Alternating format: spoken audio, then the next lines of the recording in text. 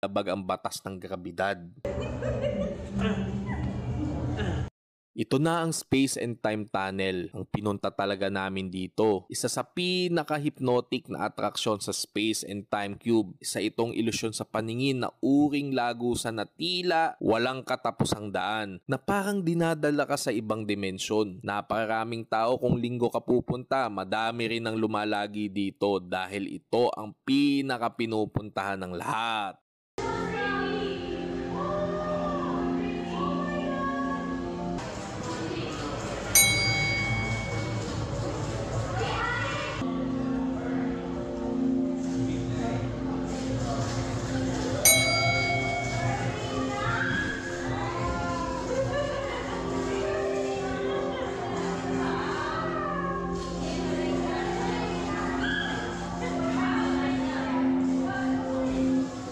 Isa sa nakakalibang na interaksyon ay ang prehistoric hunting. Maaari kang bumaril ng mga dinosauro, hayop at kung ano-ano pa. Mahirap lamang makaisa dito kapag hindi nagbigay ang nauna sa'yo. Sa may bandang dulo ay ang archaeological sand pool na mayroong tunay na buhangin at gumagalaw kapag tinapakan ang ilang biswal na sining. Fantasy graffiti naman ay maaari kang gumuhit at maaari ma-display ang iyong ginawa para makita sa laro. Maaari kang umupo, humiga at magpahinga sa Under the Sea. May mga bola na pwede mong ibato sa isang interaktibong laro sa dingding.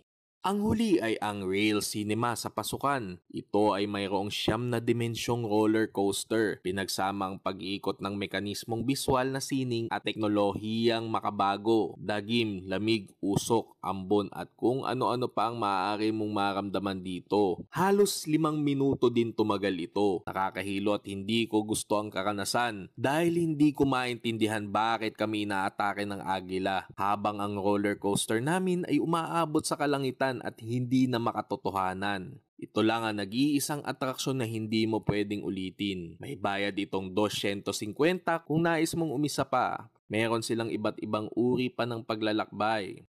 Heto na ang matapat na pagsusuri ko sa buong museo. Ito ang nagustuhan ko. Una, nakakaaliw sa 3 uri ng pandamdam, ilaw at palabas sa mata, mga tunog at kaunting musika sa pandinig at maaari mong mahawakan naman ang ilan sa mga ito. Ikalawa, pang-Instagram ang lugar at masarap kumuha ng larawan. Katlo, kung buong araw ka lalagi sa lugar, ito ay para sa'yo. Habang ang mga hindi ko naman nagustuhan ay puro ilusyon at walang lalim ang ilang aspeto. Mabilis matapos kung hindi ka mahilig kumuha ng litrato o video. Mahal ito para sa 880